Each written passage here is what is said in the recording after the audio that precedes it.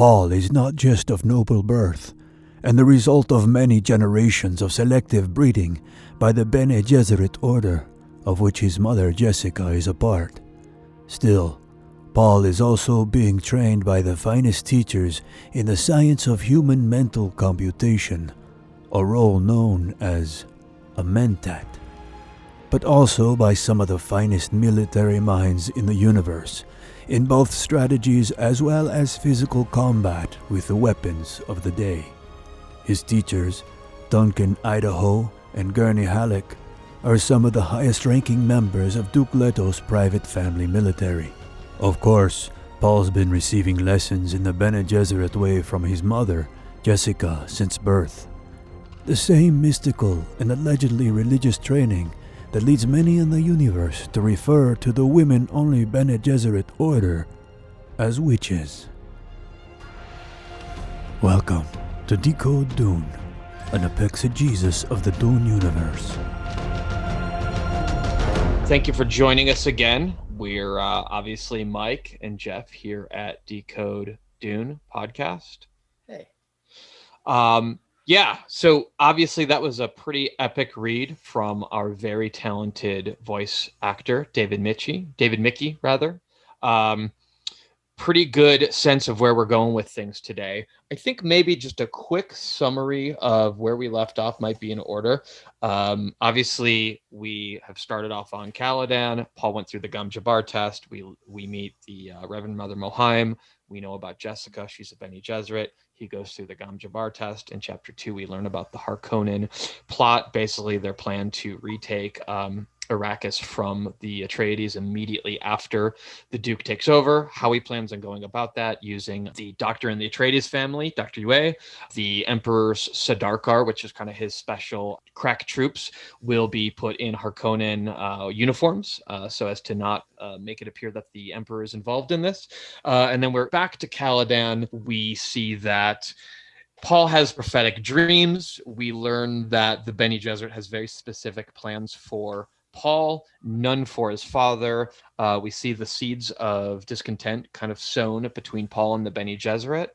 And that's pretty much where we are. Jeff, you want to jump in with anything to add? Just that I think right at the very end, the instruction from Helen Caius Mohaim was to ignore the regular order of training and basically to accelerate Paul's training for his own survival. Yeah, absolutely. So where we're starting off today here, chapter 4, of course, the chapters aren't given numbers. There's no table of contents in the book. This is a chapter where we meet a lot of, either by name or by presence, we meet some of the other players, the other associates of the Atreides family. I'd like to just start by reading the intro paragraph. Yeah. You have read that Muad Dib had no playmates his own age on Caladan. The dangers were too great. But Muad Dib did have wonderful companion teachers. There was Gurney Halleck, the troubadour warrior. You will sing some of Gurney's songs as you read along in this book. There was Thufir Hawat, the old Mentat master of assassins, who struck fear even into the heart of the Padishah Emperor. There were Duncan Idaho, the sword master of the Ginaz, Dr. Wellington Yue, a name black in treachery but bright in knowledge, the Lady Jessica, who guided her son in the Bene Gesserit way, and of course, the Duke Leto, whose qualities as a father have long been overlooked. So this is kind of setting the stage for all of the folks that we're going to meet in this chapter, and obviously are going to play an important role in this book from here out. Probably after I read that, you got a sense of why we have David Mickey doing a lot of the voiceover work. So we're in the training room of Castle Caladan, and Thufir enters. Paul is obviously in there ready to go through a training session. He expects that he's going to be with Duncan Idaho, who's normally his trainer, his master trainer. It ends up being Gurney Halleck that day or that particular session because of the fact that Duncan has already left for Arrakis. We come to later learn that he has a very special mission he's already working on. I think we'll kind of hold back on talking about that in more detail, but needless to say, he's already left for Arrakis. It's worth noting they're all leaving for Arrakis the next day. So this is, kind of showtime. They're getting ready to leave for Arrakis. And obviously in this chapter, I think we learn how high the stakes really are starting to feel. I know that I definitely felt the tension start to ratchet up, and it definitely throughout book one just ratchets up and up and up until ultimately the execution of the Harkonnens' plan. Herbert does a really nice job of ratcheting that tension up, and I felt, I've now read this stuff 4 and 5 times, but I know the first time I read through it, I could really feel my brain reading it faster because I felt kind of the uptick in the tension and the activity. The reading that David Mickey did, and I think we mentioned this before, but Thufir, who is a Mentat, and obviously we know that Mentat, or we previously discussed that Mentats are sort of the human replacements for computers that occurred after an event called the Butlerian Jihad.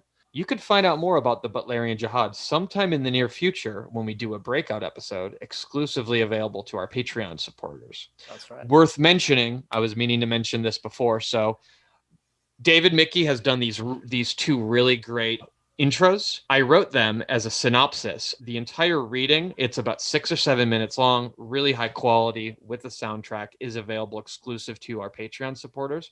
So if you make your way to patreon.com/decode podcast, you can become a subscriber and immediately get access to that file, listen to it in its entirety. It'll be some spoilers for future episodes and future chapters of the book, but it's really great. David does a great job. That is not what he sounds like when you're talking to him. He does an amazing job. Yeah. Like a friend in your living room. Yeah, not at all what he sounds like when you're talking to him. So you can get that immediately. And then obviously we have some other planned bonus content for our Patreon supporters exclusively. Those include things like really diving deep into the Butlerian Jihad, diving deep into the Bene Gesserit. We'll actually start with the Bene Gesserit.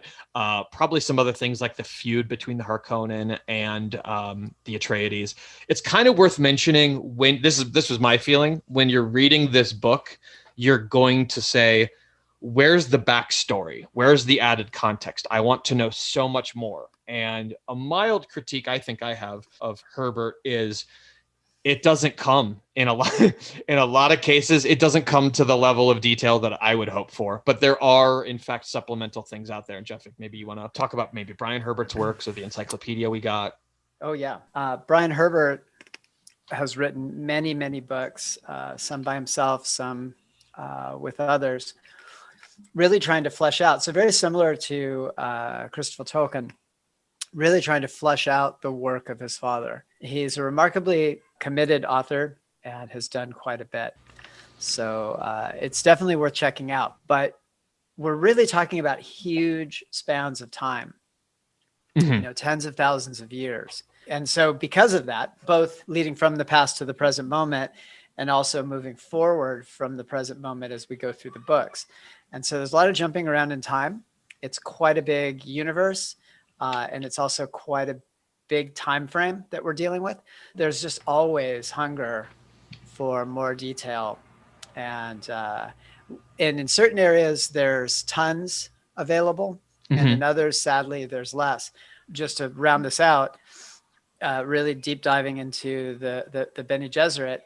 And to do that, there is some additional content by Brian Herbert that is focused on the Bene Gesserit, but it does not really give the historical details that you would think. Like it's an interesting story. You do learn a little bit more about the order and about the women in it.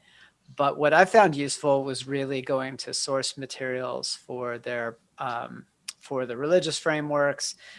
There's other places that I've gone to try to flesh out my understanding of what Herbert was thinking for the Bene Gesserits.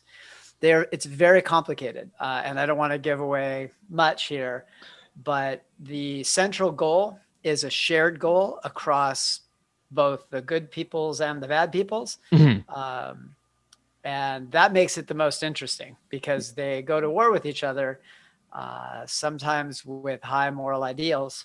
But they all seem to be chasing sort of one thing. So yeah, we'll find out more about that as we go. And I think you mentioned it a previous episode, and you can kind of hear it right there in the name Gesserit. Pretty heavily influenced or based on the Jesuit order. Is that correct? I think for I sure. think I heard you. Yeah, I think for sure that's real. So Okay. he was trying to create a tie, however, not Catholic. Mm-hmm. So he really, I mean, look, everything is off the Abrahamic tree, or everything is on the Abrahamic tree here. Mm-hmm. But he has brought in he's mixed and mingled quite a bit, as you can imagine would happen over the span of, tens of thousands of years. So maybe Jesuit in sort of structure and activities, but not meaning or sort of what the ultimate goal looks like. Absolutely. I mean, well, okay. So we have to get to the part where we can talk about what the goals are to talk about both religious and moral approaches to these. We're definitely not there yet. Okay, good. I love it. That means you have to keep listening. Listening to the podcast. There's a lot here, but I think to answer your question, and it's bonus material. You have to subscribe to Patreon. Yeah. To answer your question, though, I think he's trying to place the Bene Gesserit in the right. So all of this is about balance. All of these early chapters that we're currently reading, they're all focused on balancing the forces that are at work. So there is power and weakness described on both sides. And especially early on, he's making these pairs. First, it is the Reverend Mother and her sort of wayward student. Mm-hmm. Then it is Paul's relationship to the Bene Gesserit and their mission. Then it is Duke Leto Atreides and the Harkonnens, as we're figuring out. And like now we're getting ready to talk about sort of knowledge and tactics, and we're going to understand where the dangers are and also where the strengths are. So a lot of what's happening early is not really setting us up to understand the bigger vision. This is really all sort of highly tactical. What does the world look like right in this current moment? How are people, organizations, and even sort of whole planets and systems, how are they aligned for and against each other? So as we dive into this chapter, we're going to get a strong sense of how ready Paul is by meeting a lot of the people who have trained him. Right. We're also going to understand some of what's missing. Right. With that, we have Thufir walking into the practice room, and Paul is there, and he's getting ready. And in his in Thufir's internal monologue, he refers to Jessica as that witch of his mother is giving him that deep training. Certainly, I wonder what her precious school thinks of that. Maybe that's why they sent the old proctor here, which would be Mohaim in this case, to whip our dear lady Jessica into line. So the idea was Thufir is thinking it's probable or likely that the Bene Gesserit would not approve Paul being trained in any of the Bene Gesserit way by his mother. I think we clearly see that that's not the case, considering what Mohaim says to Paul, but Thufir isn't privy to that. We're early on starting to see a little bit of a possible rift or just an established disconnect between Thufir, who's a Mentat, and Bene Gesserit, and Jessica, who is a Bene Gesserit, and that those two might be, or in fact are, institutions that have probably opposing views, or they're at odds with each other in terms of a balance of power in this universe. You have to remember, they said that after the Butlerian Jihad, or even before, two of the things that were kind of power vacuums that occurred after the death of all this technology was the Bene Gesserit order and the Mentats. So the Mentats and other people frequently call Bene Gesserit witches. They look to them with skepticism, fear, and a general maybe lack, a general feeling that they don't feel they're maybe on the up and up in their approach, is kind of my read on it. Yeah, I mean, I think this is where some of the Zen and the Zen Sunni idea come from. So the Bene Gesserit have learned practices that make them very adept at reading and manipulating both humans and non-humans. In this world, non-humans are people who are unable, for whatever reason, to sort of improve themselves. So prove themselves along the lines of a Bene Gesserit or along the lines of a Mentat or in some other way. They're something cognitively less than this other group. Anyway, so they have the ability to manipulate people in a number of different ways. And so I find it fascinating. There's just a section here. I know we're only just a few sentences in. I'll try to move this forward quickly. But this is super important. This is the stuff that when I think most people are reading it are like, do I have to get to page 600 to get to, or, do I have to get to book 3 or whatever, I think it's all happening right in front of you, and you can sort of trust what you're hearing. So Thufir Hawat believes that it's the training that is the problem. But what we learned in the last couple chapters is the Bene Gesserits have no problem with the training. They object to the personage. Their problem is that Paul exists, not they're fine with him being trained. They're just super nervous about his being there, right? He should have been a daughter. That daughter should be married off to a Harkonnen. One full generation earlier, which Paul comes to very clearly recognize far towards the end of book 1. We'll get there. So we're again in terms of that power weakness, the preparation and potential lack. What we're being shown is that Thufir, while very competent, has these subtle blind spots. We also learned that about I'm going to forget his name, but the Harkonnen Mentat, Peter de Vries. Also blinded in certain ways, and this is what makes this world so fascinating. When your computer is a human, it's going to give you different kinds of errors. Than a purely silicon would. And so in this case, there are boundaries beyond which these very capable humans can't perceive rightly, or things are subtly hidden from them, and that will have great impact. This is the good stuff. So Thufir, approaches Paul. We get a lot of the idea. So, and I think, Jeff, you are more in touch with this as a parent of people this age. So I'm 39. I've now read this, like I said, a couple times. I don't think I fully appreciate or have a memory of what it was like to be his age, but I think you're around it often. So when Paul is asking question after question, but kind of not fully taking in the answer and just immediately asking another question instead of delving deeper, stuff like about the sandstorms, stuff about the Fremen, stuff about the sandworms. Thufir comments, the lad's mind is darting all over today. So, this is where Paul is. He just went through the Gom Jabbar. He's now in his training and he's leaving for this epic journey. And he's just got a lot of questions about this world he's entering into. It does. And I was going to jump in a while ago and say, when we can continually come back to the idea that Star Wars borrowed heavily from Dune, I was going to comment Bene Gesserit and Mentat could be Jedi Order versus the Sith, depending on how you want to look at it. But Paul has some real Luke still on, is it Tatooine is his home planet? Yeah, he's got some real sort of still with Uncle Whatcham, he's green. He's green. Yeah, he's green. Well, Paul is green, untested. Yeah. He is overly confident. That's the whole, you're sitting with your back to the door. But he's also he's precocious, he's bright, he has this is all about balancing both strengths and weaknesses. He's intelligent, he's keen, he's eager to learn. Those are on the plus sides. He can be a little bit careless. That's the whole dialogue around orientation to threat. And then of course everybody's tensions are high. Right. So as Thufir is evaluating him, he's evaluating him in the context of they're about to take the most dangerous step as a family or as an organization that they've ever undergone. So he's not like me, his assessment of this young guy right now. This is often something I do to my own kids.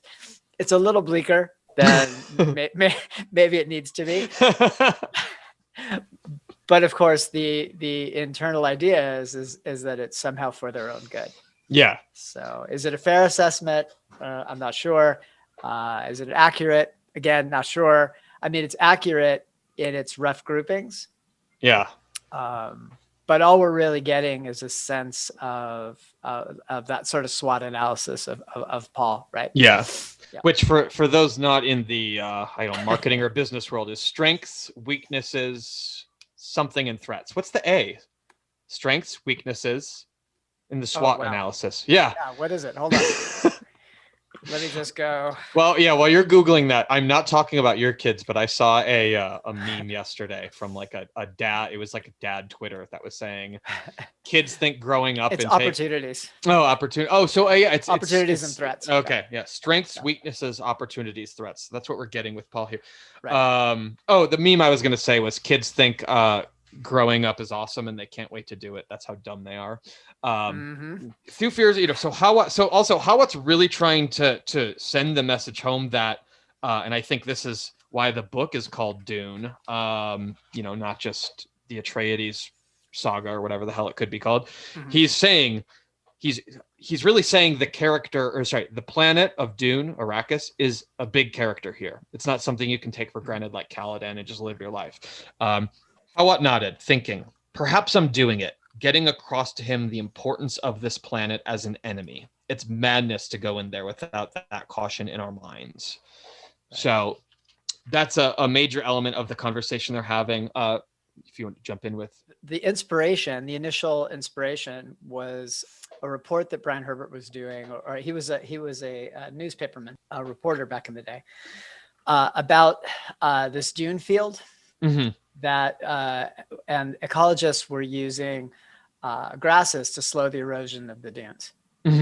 So it is a little heavy-handed, the ecology here, because that was the central motivation to write the book. The idea that the planet all by itself, like its sort of ecological state, would have such a huge impact. It comes directly from that. From that reporting that he did. Yeah. Right. Well, and I mean, and they say the Sahara is expanding every year.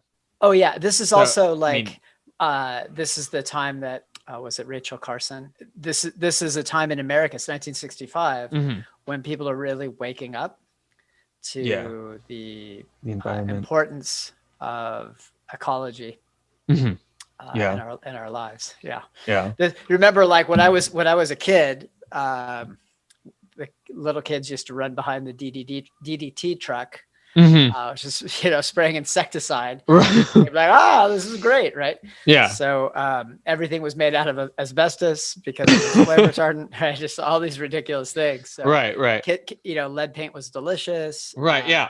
Apropos of nothing, apparently a lot of the. Yeah, we could get into the old manism of the idea that things were great back when, you hear a lot of nostalgia of like back in the 70s, you left your doors unlocked and your kids could ride their bikes or whatever. There were more children kidnapped. You look at, like, if you watch documentaries about like the original Night Stalker, the one up in North Sacramento, there was shit back then. I mean, that's the 70s I'm referring to in this case, but stuff like then society was far more violent. There was far more murders. There was far more kidnappings. And some of that, they think a lot of that stuff is attributed to like lead in the kind of out in the air from like gas stations and stuff like that. And just people, which causes brain damage and things like that. And, so, little rambly segue. So Paul. No. It's not. I mean, I think it's really important. So what I heard you do is I heard you bring in Arrakis. As its own character, and I think that's exactly right. So already there's a balance. Back to what Herbert is doing in these early chapters, right? He's intentionally leading you to this place. So I think we're right at the point where how there's a conversation about his need to understand water and its conservation. And this is, of course, they're leaving a planet that is basically, it sounds like Seattle on steroids, right? And they're headed to Barstow on steroids, right? Right.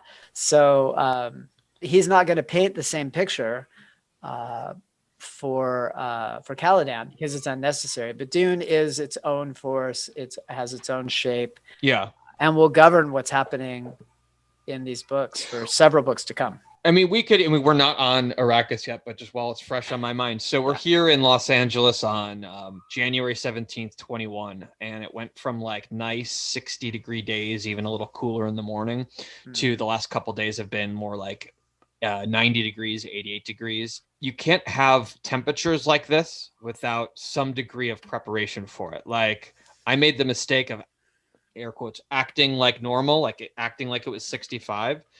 And at some point you just have this wicked headache and you're like, oh, I needed to drink twice as much water today just to deal with the environment compared to yesterday, let alone, if I exercised or, anything like that, what that might do in terms of, draining me of my resources, which, also, fun fact, I want to put this in later. In the appendix, it's a Fremen despise exercise. Obviously, Fremen are the people who dwell in the desert. They're going to be a big part of the story. They despise exercise, and it translates in their language to moving with speed. And that's just something I find really hilarious about the heat of Arrakis, and then the idea of you never want to move too fast because it wastes your fluids. So exercise is a no-no. But so this next part is. Imagine doing like standing out in the middle of Arrakis. Oh, take man. off all your clothes. You start doing jumping jacks. Oh, you're like, no. You got a big canteen by you. No, no, fuck that. No, and while we're a little bit, let's just we're talking about the book, but we'll talk about ourselves. So Jeff and I both do jujitsu at 10th Planet headquarters, downtown Los Angeles. You train in the morning usually, so it's probably still cool, but dude, when you're training there, if you're there at like 7 p.m., dude, it might be 100 degrees in there, 105 degrees. You can look at photos of the mats afterwards. It is just a pool of sweat. Not only is that horrible. Gross, but I don't know, we don't care about that. I mean, it's gross. You shower afterwards or whatever. But like, just the amount of fluid loss is insane. It is so hard to rehydrate. I mean, you have to get the best electrolyte drinks. And then, this is what Arrakis is like, even without. Yeah, exactly. When we had those old mats, the ones, so it's too bad that we had new mats 2 years ago. They're not doing that great because of all the fluid loss. But the old mats, the fluids couldn't perforate into the mat. And so I remember days where it was dangerous to train. Oh yeah. You're talking about the ones. I'm going to just give myself a pat on the back. I was there helping set up the new mats on my birthday. That's how dedicated I am. Well, thank you. December 27th. Also, there's not really much to do. But yeah, the original mats we had were super slick. So yeah, you could easily have slipped. They were super slick. Yeah. So I do have a question about this. So this idea that exercise is despised. Yeah. Really, there's a contrast in the fact that you have to be prepared for war. So I have some questions about how the Fremen army, about how Fremens individually can be so good at fighting in general, knife fighting specifically, without training. Because, back to just for a second to dwell on our jiu-jitsu experience. Yeah. I do a lot of self-defense. I take a lot of classes and I do a lot of teaching. Right. And dealing with a knife is hard work. Right. So maybe the best way I can explain it. So dealing with two knives, even harder. So I just can't imagine how they were able to become such skilled fighters. Yeah. Without doing a lot of practice. So I wonder what that would look like. I wonder if it was like Tai Chi based, where they had like the slow hand penetrates the shield kind of stuff, right? I don't know. Here's a question. Here's a thought.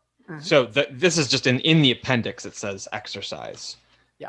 Is it possible that training would not be considered exercise? Certainly. And consequently, but they would have to take the same approach to water conservation regardless. Well, that's definitely true. Yeah. So what I'm envisioning is like some kind of kata-based movement system that allows them, the same way they have all the different ways that I mean, we're probably getting way too much into the Fremen right now. We're way ahead of ourselves. So they probably deal with the realities of needing to be prepared for their lifestyle and the consequences of the sacrifices of the body's fluid in a kata format, something to that effect. They probably have a disdain for any sort of the ball sports. Yes. Right. Yes. That's fuck that. Oh, you're going on a run? No Fremen MBA. No, absolutely not. Frivolous. Right. Frivolous and dangerous. And no weekend badminton club. Yeah, and counterintuitive to the idea. You'd have people on a team. That's a negative effect on the overall tribe. So anyway, so we're still we're still in the training room, and this is where it gets absolutely critical. Paul is now Thufir is asking Paul about his conversation with Mohaim, right? Thufir's confirming that he met her and what's the deal. He's asking what you talked about, and Paul's a little salty that he feels Mohaim accused him and the Atreides family that they're not very good rulers. She actually imparts on him. So here she looked at the Reverend Mother and asked, "Do you see no hope, Your Reverence?" So Jessica says that. "Do you see no hope, Your Reverence? Not for the father," referring to Duke Leto Atreides. Then she looks at Paul. "Grave this on your memory, lad. A world is supported by 4 things." She held up 4 big knuckled fingers: the learning of the wise, the justice of the great, the prayers of the righteous, and the valor of the brave. But all of these are nothing. She closed her fingers into a fist. Without a ruler who knows the art of ruling, make that the science of your tradition. And I would have pounded my hand on the desk while I was saying this, except it would have fucked up the audio. So she's really trying to nail home, you need to know how to govern. And where you're going, governing will be more critical than ever. And your family history, not so great. He gets defensive. He says, "Oh, no, ma'am. My father is a duke. He runs a planet." And this is also a trailer moment for Dune 21, right? So this is Timothée Chalamet saying he has a planet. The Reverend Mother says, "He's losing it." He says, "He's getting an even more wealthy planet." And she says, "He'll lose that too." Yep. So she really wants to. So I'll read one more passage. "You, Paul Atreides, descendant of kings, son of a duke, you must learn to rule. It's something none of your ancestors learned." Paul opened his eyes, said, "That made me angry." He's saying this to Thufir. "That made me angry. And I said, my father rules an entire planet." And she said, "He's losing it." And I said my father was getting a richer planet. And she said, "He'll lose that one too." And I wanted to run and warn my father, but she said he'd already been warned by you, by mother, by many people. And Hawat confirms that's true enough. So that's pretty big. There's another couple really interesting things here where Paul is trying to talk to Thufir about this, and he realizes that he cannot. Hold on, let me organize my thoughts here. The first thing I want to do, actually, while we're just kind of staying with this, the ruling governing thing, is so this will be an editing thing for us to do. So the Atreides have never actually known how to rule. It is critical he learns to do it. She sees some problems in him, and Thufir asks him, "She asked me to tell her what it is to rule," Paul said. "And I said that one commands." And she said, "I had some unlearning to do." And Hawat says, "She hit a mark right there enough." He nodded for Paul to continue. "She said a ruler must learn to persuade and not compel. She said he must lay the best coffee hearth to attract the finest men." And Hawat says, how do you figure, or how'd she figure your father attracted men like Duncan and Gurney?" Hawat asked. I want to kind of stop here. So, Jeff, you are literally a leadership coach. And when I was reading this the first time, April of 2020, peak quarantine for COVID-19, I was reading this and going, oh, Jeff and I are going to be talking about this book. And I'm like, man, Paul just thinks that leadership is telling people what to do. Yep. And what's interesting is everyone who's older and wiser and of these established kind of organizations, the Mentat and the Bene Gesserit, they say, no, that's not the case. Like, that is, you have a wrong idea about this, young man. So I, what are your thoughts on, Yeah. Every would-be leader that I have ever met, myself included, begins with the belief that I can't say everyone that I've met, that I can say, initially has this belief that what leadership is about sort of correct adjudication, being able to be like effective stack ranking, being able to get in and make sure that a particular agenda is met. These are all related to kind of they all go in a class that I refer to as meddling. They're not really about effective leadership. They're actually almost all of them about mistrust. So Paul perceives, because what you see is the act of discernment from great leaders. So this is a very common mistake where we misattribute what we're witnessing. So people like to read, the Steve Jobs biographies or whatever, and then they incorrectly conclude that being an asshole makes you a good leader, right? Or being more micromanaging, or whatever, being less communicative with people that you love or care about, including your. We make mistakes because we're focused on what we see. And then because many things are subtly hidden from us, it's a huge topic in this book. We go for what is grossly visible. So what do we see? We see somebody running around making decisions. What are they actually doing? They're weighing and deciding. This is the act of discernment. So they are choosing, that's true, but they're choosing on a basis of on a slightly different basis than what is visible. So what a lot of people do is they will just mimic the leaders that they know, or the leaders that they have worked with that didn't fire them or whatever. And so you get a lot of meddling, you get a lot of micromanagement, you get a lot of task coordination. But and we'll learn this about Duke Leto, what's really important as a leader is to trust the team that you've assembled, support them, remove blockers, and create structures in which they can communicate effectively. It's almost the opposite of what Paul imagines, right? And what most people imagine, which is that, I've got to get myself in there all the time. I'm going to tell people what to do. Right. Yeah. In fact, it's the opposite. There's no way that Duke Leto or Paul is going to be able to manage all of this. Yeah. If what they think they're supposed to do is run around telling everybody what to do.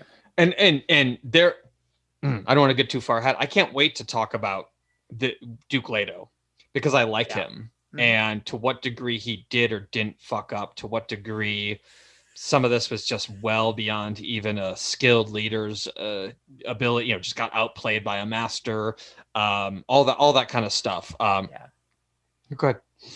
No, these are great questions. Yeah. They require more Leto. Yeah. But yeah, these are great questions. Yeah. So what we also have is obviously these organizations, or these two representative of these organizations also don't believe in this sort of leadership. They don't believe that's what ruling actually is. And obviously, I think we're supposed to recognize Frank Herbert is putting out there into the world that this character that you are following is going to evolve out of this way of thinking and towards these more older, wiser characters to the extent that we're supposed to believe they're older and wiser. If he lives. If he lives. If he right. lives. I just want to, there's two things I want to focus on. So one is just to bring home what you were just talking about. Yeah. So that particular sentence, the one that you hit on, it doesn't come from this book, but it is essentially a huge part of what I tell leaders in almost every. This is not an advertisement for my leadership coaching, but that's really what we're talking about right now. So when she says a ruler must learn to persuade and not compel, and that he must lay the best coffee hearth to attract the finest men, this is really it's really part of a very modern approach to the working world. It actually dates back to the 1920s. It's cool that Herbert was sort of hip to this, but what's being said is you create a culture in which people want to participate and thrive. That's the coffee. And you persuade rather than tell. That's discernment. So as you observe the people that you have brought together, making decisions about how to move forward on your goals, often what a leader does is they simply add a little bit of weight behind a particular direction. It's subtle, not gross. Anyway. Yeah. I mean, just to the audience, this shit's free. I can't believe it. You're getting some good shit here today. Well, yeah. If you want to be a good manager, listen to Helen Moheim. Yeah. So the other thing, it happens just a little bit before you start this. So I think I know where you're going. Yeah. Wait. Yeah, go ahead. So he's gotten this warning about water use from Thufir, and that kind of led to a part of this conversation. And so in talking back to Thufir, about his conversation with the Reverend Mother, he's recounting the parts that he can remember. And he said, she too had said something about water starvation. And here's the quote: "You will learn about the funeral plains, about the wilderness that is empty, the wasteland where nothing lives except the spice and the sandworms. You'll stain your eye pits to reduce the sun glare." So she's basically like, you're gonna have to be a person from this planet. When you live upon Arrakis, Kala, which is this is Khala, probably important to talk about. So this is a Fremen word. Kala, Kala, means desert. Kala is like an invocation of spirit. It is invoking the deity or invoking the spirit of the presence, right? So she says, now I lost my place. Kala, the land is empty. The moons will be your friend and the sun your enemy.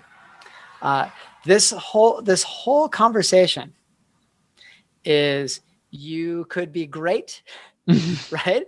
Or you could just die. Yeah. So from Thufir Hawat, you sit like that, probably somebody's going to murder you. Right. Right. From Helen Gaius Moheim, you're going to be alone on this fucked place. Yeah. Probably going to die. Yeah. Right. As a matter of fact, her whole thing is, it's one or the other. There's no in between. There's no version of this where Paul Atreides finds a mid-level job, gets married, moves to the suburbs and lives out his life. It is greatness or death. Yeah. And earlier she kind of obviously was putting it to Jessica of like, this is what you did and you weren't supposed to. That's on her and Leto. Right. Leto for asking, Jessica for complying. Right. So about 10 minutes ago or something, I said there were two things, and then I had a quick brain fart and needed to organize my thoughts, and we continued with sort of the leadership track. Yeah. There's another track here that I'm going to say I don't know what to do with, and I just discovered it in my most recent reread, is this thread of Paul recognizing that there's some sort of power Moheim had that is playing a role in what he says, how he discusses it, something.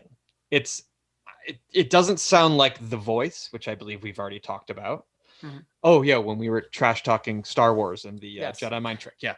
Jedi So mind the voice is These better. are not the droids. Right. The voice is better.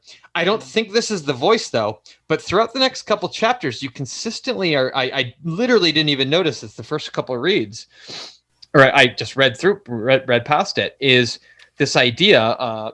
Paul looked down at his right hand clenched into a fist beneath the table. Slowly, he willed the muscles to relax. Yeah. This is his thoughts now. She put some kind of hold on me. How? He's now there's this boundary that he doesn't want to go there with Thufir. He doesn't want to answer his question, or he doesn't know how to bring it up. And there's this, it's referred to later. There's this new awareness in him. And Mohaim plays a role in it. There are multiple references now that I've seen, you see it once, you see it 100 times. There are multiple references in the next chapters of why do I hesitate? What did she do to me? Why am I feeling this way when I think to say something to, in the future case, it's to his father, Duke Leto. Right. Something it's directly related to the Gom Jabbar, and it's related to his interaction. Directly related, yes. Right. Yeah, directly related. So she set him inside the dilemma. Mm-hmm. I'm going to use jujitsu again because it's so much fun. I promise this won't be the whole podcast. No, it's so much better. A lot of jujitsu talk. So much better when you can create a dilemma for your opponent. I will break your arm or I will strangle you. Mm-hmm. You choose. You turn whichever way, and that will tell me what's up. So before, so remember that kid was sleeping or pretending to sleep. And that kid's whole jam was, I'm going to a new planet in a couple days. I wonder what it's going to be like. This is amazing. My dad's the shit. I'm in this powerful family. I have these great teachers. I learned martial arts, and I could be a mentat. It's all upside, no downside. We got so much water. If I can throw it off the planet, right? So the kid wants for nothing, and everything is available to him. And then the Gom Jabbar, the backside of the Gom Jabbar test places Paul in a clear dilemma. It is now literally, to quote Eddie Izzard, it's cake or death, right? Like you are either going to become a person of some substance within this story, or you're simply going to perish. And there's no external force, including your father, that can determine what that outcome is. Only you. And that sets him up to be less than forthcoming, like less than the person he was before in terms of how forthcoming. It shook his confidence. There's a lot going on. Yeah, there's a lot going on. Do you think there's an element of quote unquote playing the game as well, or do you think there's no I don't think he knew. I think prior to putting his hand in that box, he had no idea that there was even a game being played. Probably the world to Paul Atreides prior to the Gom Jabbar was, the world is my fucking bitch. And we're nice people. Our subjects love us. So we're not only are we super rich and powerful, but everyone likes our form of power.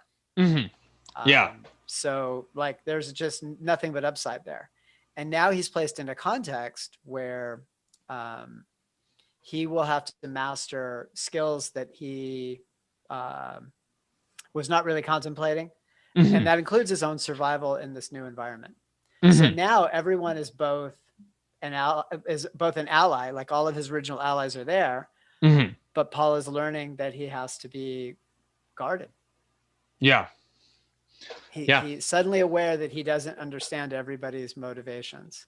Right. Yeah. So I would say rapid maturity based on having your hand placed in that fucking box and lit on fire. Right. Yeah. Well, and I think you just nailed it, because as I mentioned before, he even has this moment of, do I talk about this with my dad? Right. It's definitely a newfound caution and a newfound. Well, he's been told the father's going to die and there's no one's going to save him. Right. How do you go to the man? Well, yeah. Does he accelerate? Does he make it worse or does he make it better? You know? Exactly. Right. Exactly. Yeah. So, yeah, I mean, maybe it might feel to people listening that we're really digging here, but I think for me, this is what makes the book so enjoyable. The fact that Herbert did so much so early to set all of this in motion really allows it to play out over these big time frames. Mm-hmm. So suddenly Paul has an existential threat, right? That he's going to need that he's going to need to deal with. Right. So I think so finishing out. So yeah, there's we're still got, and I'm just going to comment. This might be another one of those one chapter episodes, which I think is fine. And if it's an hour and a half or 2 hours, I think it's fine. I think this is kind of what ideally the people are here for. I would like to think. I guess they'll let us know. Yeah. So, they'll let us know. But I think it would be safe to jump to the next confrontation because it ties together everything we've just discussed. So he kind of moves out of the conversation with Thufir mm-hmm. and then we meet. I'm gonna let you. Gurney Halleck. Halleck, yeah. Yeah. Gurney who Halleck. Was in the 1984 David Lynch movie, played by Jean-Luc Picard himself. Exactly. What is his name? Fuck me. Is it his name? Sir Patrick Stewart. It's not Jean-Luc Picard. Jean-Luc Picard is nope. You play a character on TV long enough, you become him. After the Green Room. Oh man, that movie is fucking awesome. Oh god damn, so good. Yeah. Okay, anyway. So Gurney Halleck. Yeah. Gurney Halleck walks in. He's a fascinating character. He's got they keep calling it an ink vine scar. So he's got this wicked scar down his jawline. It's red.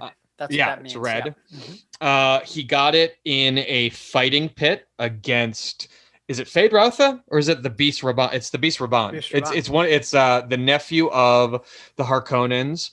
I think this is a good moment to say almost everyone who's affiliated with the Atreides has their own unique and specific, unrelated to the Atreides reason to hate the Harkonnens. It's like the Harkonnens they fuck with everyone so much in different ways that the Atreides just becomes a beacon or a meeting point for people with their own grievances to come and gather around in force. Yep. So that's a cool thing. It also highlights the juxtaposition between House Atreides and House Harkonnen. It's never like directly explained. We find out in drips and drabs. Yeah. But there is quite a bit of hatred and enmity between the two houses. It goes both ways. Mm-hmm. So anyway, it definitely is present in Gurney Halleck, the hatred for the Harkonnen. Right. Which is another reason now that Paul has to be careful what he talks about. Right.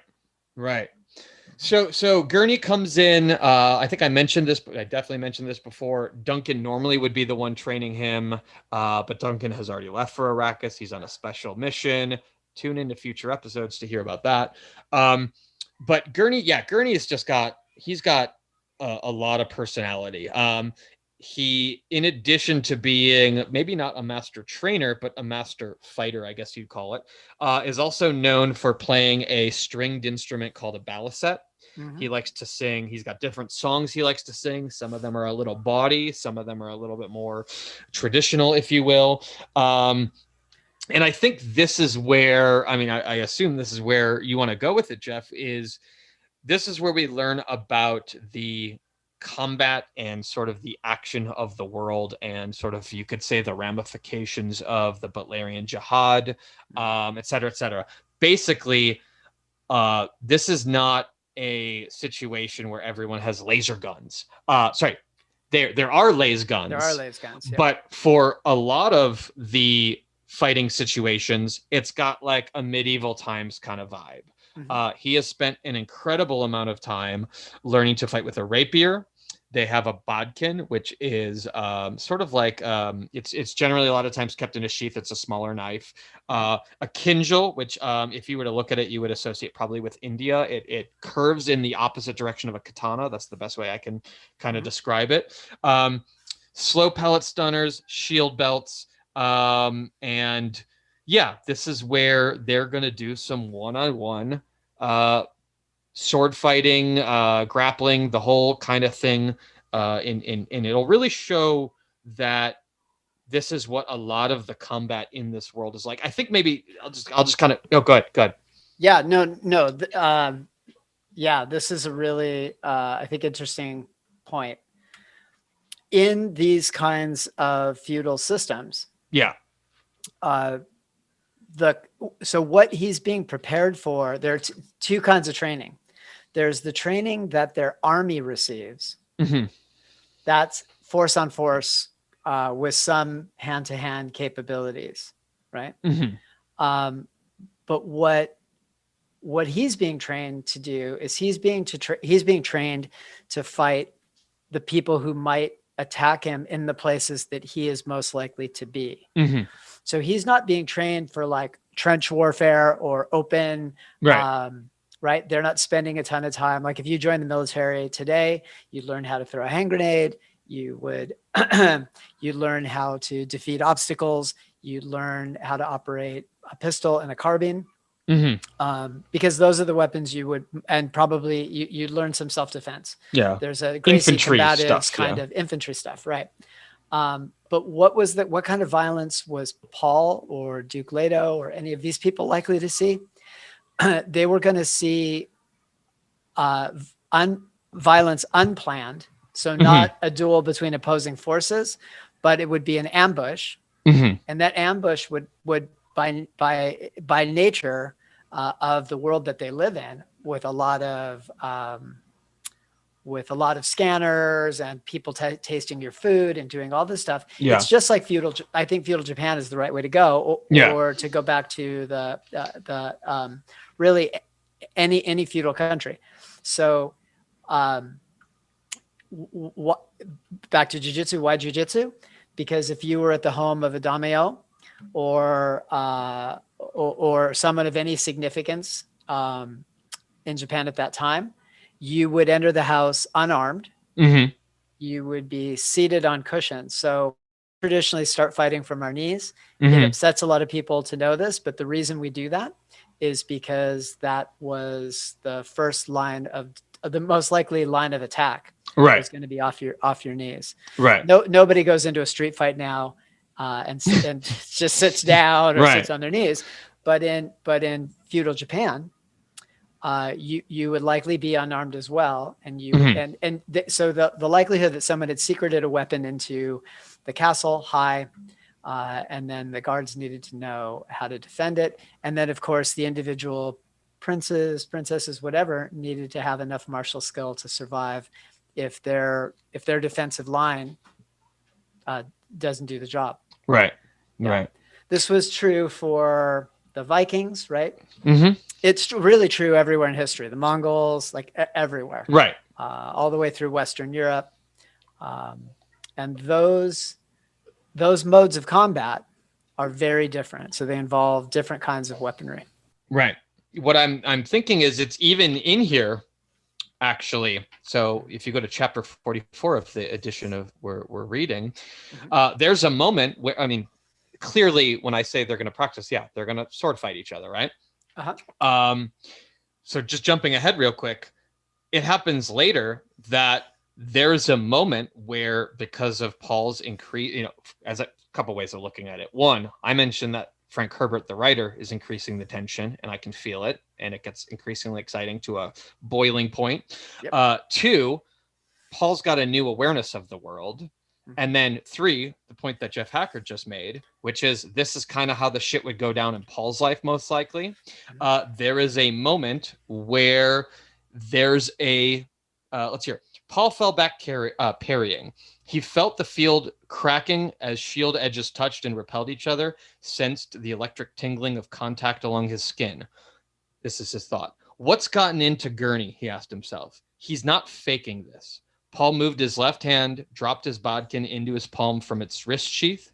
You see a need for an extra blade, huh? Halleck grunted.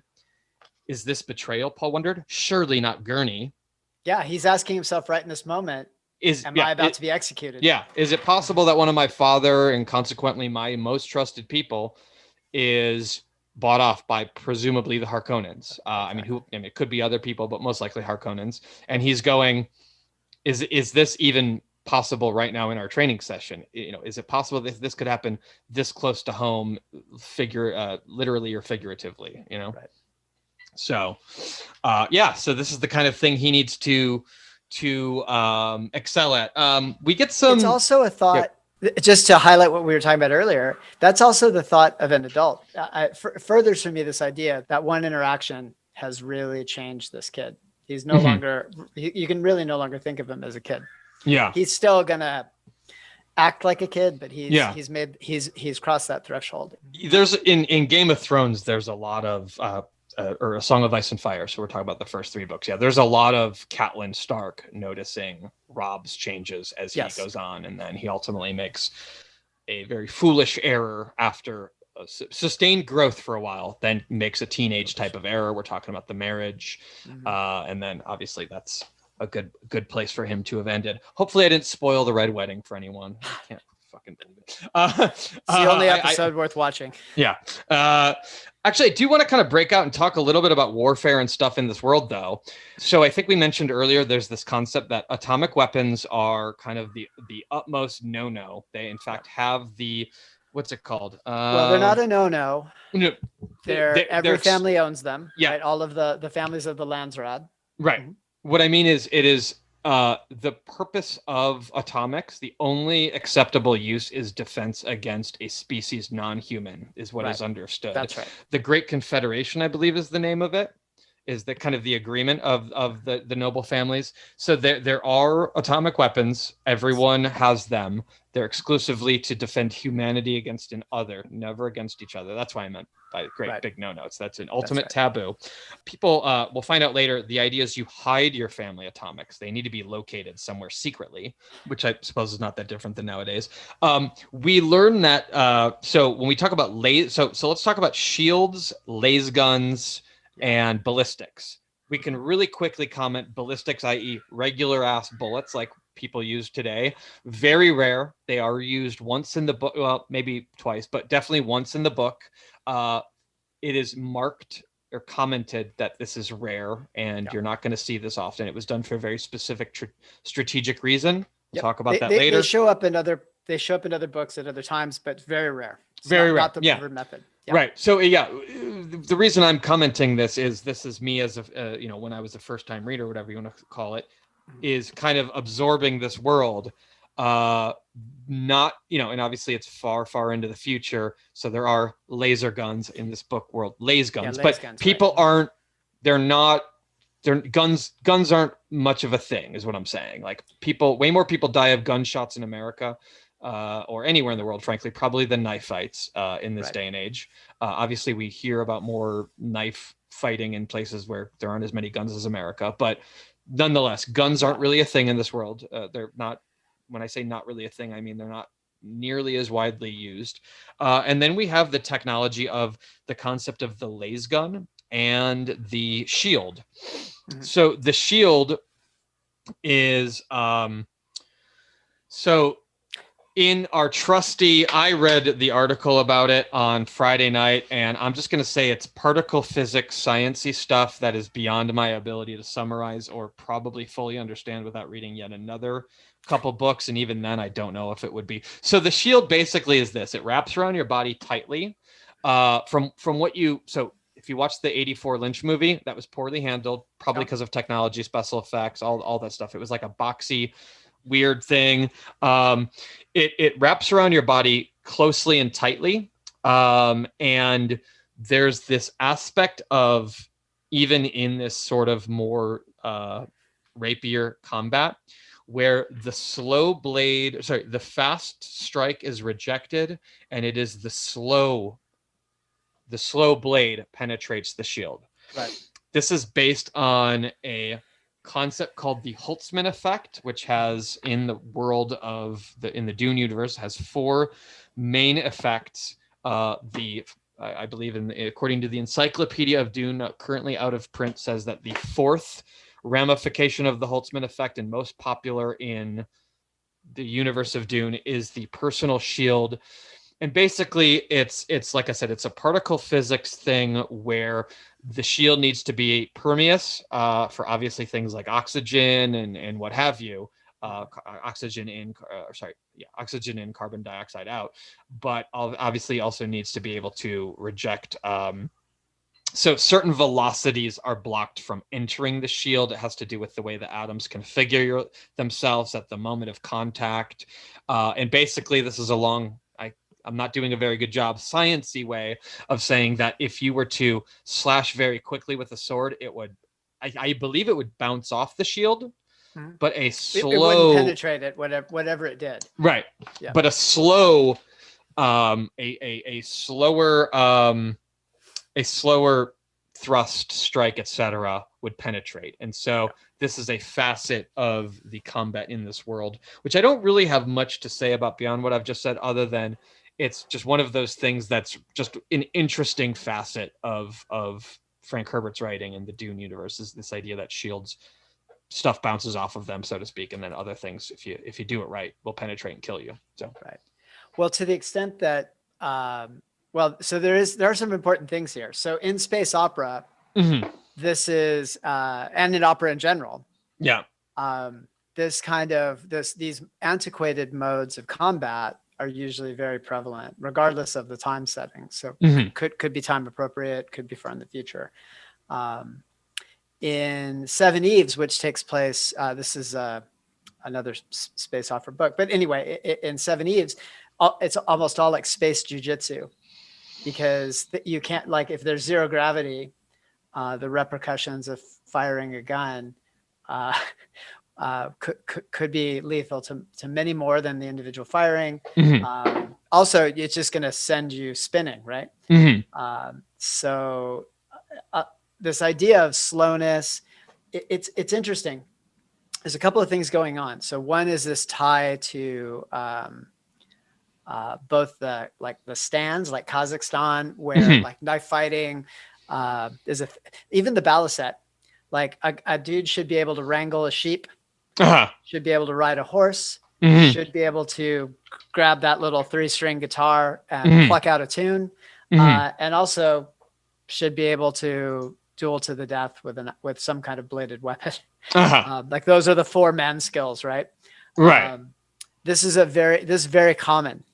So it's common because it is in our consciousness around feudal times. I think the samurai most obviously, because they wore their blades as a sign of their political status. This was long after they were really using them. But as a matter of fact, most people don't know, samurai, some probably were great swordsmen, but swords were not really their jam. They were mounted cavalry, and incredibly skilled archers. But anyway, they could also fight with a sword. I'm not saying they couldn't. Right. But that's mainly what they were known for, was trampling through people in battle. On their mounts. Anyway, so we love this idea. It's very romantic. So it shows up in opera, space opera, legitimate opera. Why? Because the hand to hand. First of all, it's accurate. These ideas of how people would fight, but second of all, it's very like emotionally gripping.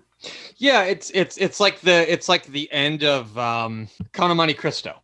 They fight it out at the end with rapiers, and so Edmond Dantes walks away vindicated. And yeah, I mean it's a classic historical trope that has a you mentioned rapier. Yeah. So this principle of slow versus fast applies there, right? The only real sword stuff I've ever done is not much, but it's the jian, or like the willow leaf sword. So it's cutting or stabbing, only 2 options. There's no it's not a broadsword. It's a thin, right. It's a thin sword. So there's not a lot of swing in it. Right. There is a lot of like grappling, Right. connection, Right. and then drawing that blade to create the cut. Right. There's some shit where you're going for the hilt to maybe take their fingers off or to get them to drop the Sure, weapon. sure, That's sure, real. sure. But almost all of the points of connection, it's connecting to the person's body and moving the blade along it. This is also true in the cut and thrust. Yeah. Cut and thrust. That's right. Right. So I took a maybe it was Tim. Maybe it was Tim that took it. I took a seminar with these Specnauts guys. But anyway, all of the blade work, Specnauts are the Russian special forces guys. Right. Very similar. It's contact, and it's either stabby or slicey. Right. And the slice is slow. It's a long movement. It's a sustained movement against the body. Nothing like what you see in the movies, really. Right. Yeah, if obviously, there's Hema for double longsword or two-handed longsword, and then obviously there's rapier. If you've ever heard of the Society of Creative Anachronism, they have rapier, Olympics rule, and then they have cut and thrust, which is actually a different event. It would be a different day of the multi-day tournament. And cut and thrust, same thing. Like you're supposed to have a measured connection with the skin. In fact, you can be called for unchivalrous behavior for hitting too hard. And then what you need to do is show movement of the blade in a horizontal fashion, if you will. And that contrasts heavily with what's called heavies, which would be armored. You're going for speed and power, and you wear a helmet. You're supposed to be hearing that, you call your death when it dings off your helmet. So I think the last thing I would say here, just because this is such a fascinating topic to me, is so I you know this about me, other people don't, but I'm a student of Tai Chi in a couple of different ways. Not the kind that you are most likely to see on YouTube videos or whatever. It's a lot of grappling and throwing. Anyway, we don't have to go into the history of it, but the main point is there's a lot of the footwork, a lot of the stance work is really it's not just it's slow for a reason. So in order to move somebody, to join with them, connect your center, and throw them to the ground, you have to remain stable through all the stages of that endeavor. That can only be done with like correct body alignment. And most of what is happening in Tai Chi forms, although it's not what you see, people misinterpret the hand wavy stuff to mean things it doesn't mean and whatever. But what you're really seeing is posture at work, structure at work.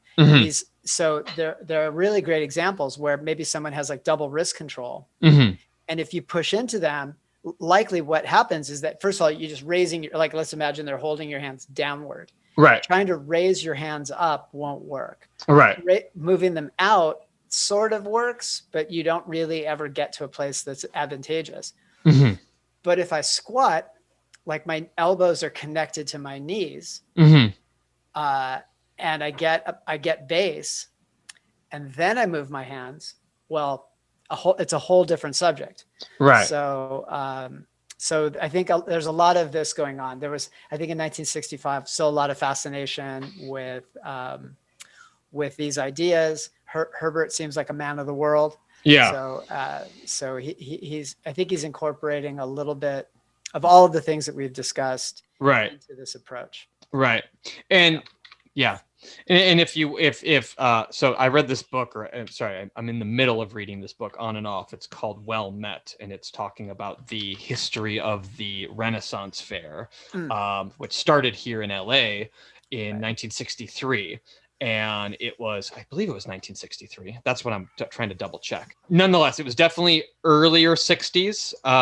And the idea was that it was a hit right out of the gate, that they needed to like double and triple the size of the location and the number of the abilities for people to attend. So there's a lot of theorizing, no direct links, that a lot of the things that became in fashion later on in the 60s and 70s really came from kind of again, whether directly or indirectly, this nexus point of the Renaissance fair being a place to gather and sort of celebrate that nostalgic pseudo historical past. It was intended to be as historical as possible originally, and it's kind of veered away from that. So I'm not going to, one could make the comment that in the same way that the paisley shirts that were unbuttoned to the belly, almost that late 60s rockers and their hair and the ribbons, all of that was more taken from the idea of people dressing up for a Ren Fair, and then became normalized in rock music because they were all attending Ren Fair. Right. That was a claim the book made. We could also say that some of this activity on the West Coast made its way to Herbert up in Washington in when he was writing Dune. Maybe not. Sure, why not? Sure. I don't see why that wouldn't be real. So where else do we want to go with this? So we're nearing the end of this. So sorry, we should just wrap up what's happening. So yeah, he's already sort of had this back and forth with Thufir Hawat, questions and answers, trying to get himself established. There's a little bit of chastising on Thufir's side, a little bit of withholding on Paul's side. Right. Now Gurney Halleck enters, and sort of a similar thing. But whereas Thufir is about knowledge, Thufir is the master of spies. It's all about, like, are you prepared to be on this planet? And what's about to happen? Gurney Halleck's here to see if Paul can fight. Right. So I think we started talking about shields and fighting styles and all that stuff because because we're right on the precipice of the two of them throwing down. Right.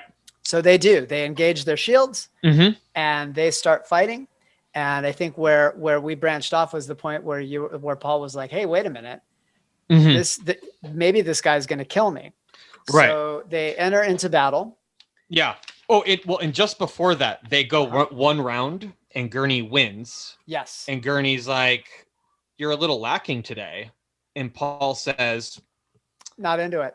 I don't know if I'm not sure if I'm in the mood for it." And can you imagine saying that to Eddie? No. And he's like, "Hey, Mike, want to roll?" And you'd be like, no, not a good look. A little punkish. First, rightfully chastises him that fighting for your life isn't a mood thing, and then says, "What's the quote? Mood is a thing for cattle." Like, let me find it. Yeah, the cattle part always weirded me out. Like, I don't really know what he's talking about there. So anyone have any ideas of where Frank Herbert's head was with that? Yeah, mood's a thing for cattle or making love or playing the balisette. It's not for fighting. Yeah, why are cows in there? Yeah, I don't know what that means. I don't either. Like maybe like tending to them, like animal husband. I don't. No, I mean farmers know you wake up and you. That cows or cattle have moods, but humans don't. Like animals might be. I don't know what he's talking about, but it's always bothered me. So maybe we'll leave that for our listeners. If anybody knows what the fuck. Yeah, I just want to put that aside also because I have such a the scope of this book is so big and then so small sometimes that imagining things like farms or sort of things we take for granted are almost like it's mentioned that there are rice farmers on Caladan and you're like, I can't see it. It's like the focus is so into the story. Yeah. So this is where after he says he's not in the mood, he gets chastised and he says, "Fuck your mood, like guard yourself for true." And he really goes at him. And that's got to be a little bit intimidating. You're a teenage boy and you have a grown man who's a master at it actually taking real swings at you. Yeah. It's got to be very intimidating. And obviously this is where he has the reaction of, is it possible that this is where I'm actually betrayed? And it's right here, right now.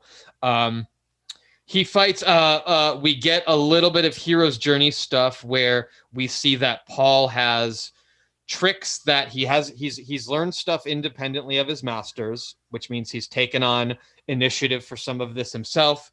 He shows that he has a talent that, true to form, rivals the adult, because the end of this is basically they would have dual killed each other. Yes. they fight back and forth. They end up at a place in a table where he pulls out his sneaky knife and basically has it in a position for one, and the other has, right at his throat, and the other one has it right in his groin. So basically they look at each other and go, oh, we killed each other. Although it's interesting to talk about. Yeah. It makes it seem like it's a draw, but in truth, it would not have been a draw. In chess, in a material exchange, this would be like a knight takes a rook, or knight takes a king or queen. So the victory for Gurney Halleck, had he been someone trying to attack the Atreides, that exchange of material probably would have been seen as a win. Right, because one good assassin, great. I mean, the what you're saying, I think, is the Harkonnens wouldn't rely their entire organization on just one assassin. It would be plans within plans within plans. It'd be one of 10 things they would do. And we lost that one while killing the heir of the Atreides. Right. And we didn't have to expend a single non-bullet or what have you. Right. Real quick content note, laser guns. The thing with laser guns is they are laser guns. It's futuristic. It's cool. It's whatever. The thing why you also, again, some of it is the domestic nature of the combat Paul's likely to engage in, and some of it is that in other situations, laser guns and shields don't mesh well, and the reason is because when the material of the laser and the laser gun meets the shield, it creates a atomic reaction, and basically you end up with something akin to a nuclear explosion of varying sizes. And again, so that's against the Great Convention. So rounding out this chapter, there's some back and forth about. Gurney Halleck says, seems like this you got in the mood this time. Paul says, yeah, I did. What if I hadn't fought to my best ability? Gurney says, I would have cut you for real just to give you a training scar and show you that this means business. Paul says, I wouldn't want my father to be mad at you for doing that. Halleck says, I don't think your dad would be mad at me about this. It would be fine. And then Paul has another growth moment. I think I'm starting to really track with you, Jeff, on the way Paul grows throughout this, because coming into this for the first time with all the books already having been published long ago, I always recognize whatever happens in book one is going to be just a thing that it continues on. So the Dune universe is much bigger than Paul. He's a super important part of it. But I don't think I was as focused on Paul. But here's another growth moment. He actually takes a moment to kind of consider that Inkvine Scar came with probably an incredible amount of pain, similar to what he experienced in the Gam Jabbar test, and that he suffered it, as we mentioned before, from the Beast Raban in a Harkonnen slave pit. So a slave pit, fighting in a slave pit. So he was a slave too. Right. And there's a couple of things we know that we can share with people about what that meant. Yeah. So why the terrible pain and why such a scar? Well, in part because it was a bladed weapon, but also because on the planet where the slave pits are, they tend to fight with blades that are tipped with poison. There's one knife that is clean and one knife that has a poison tip. Right.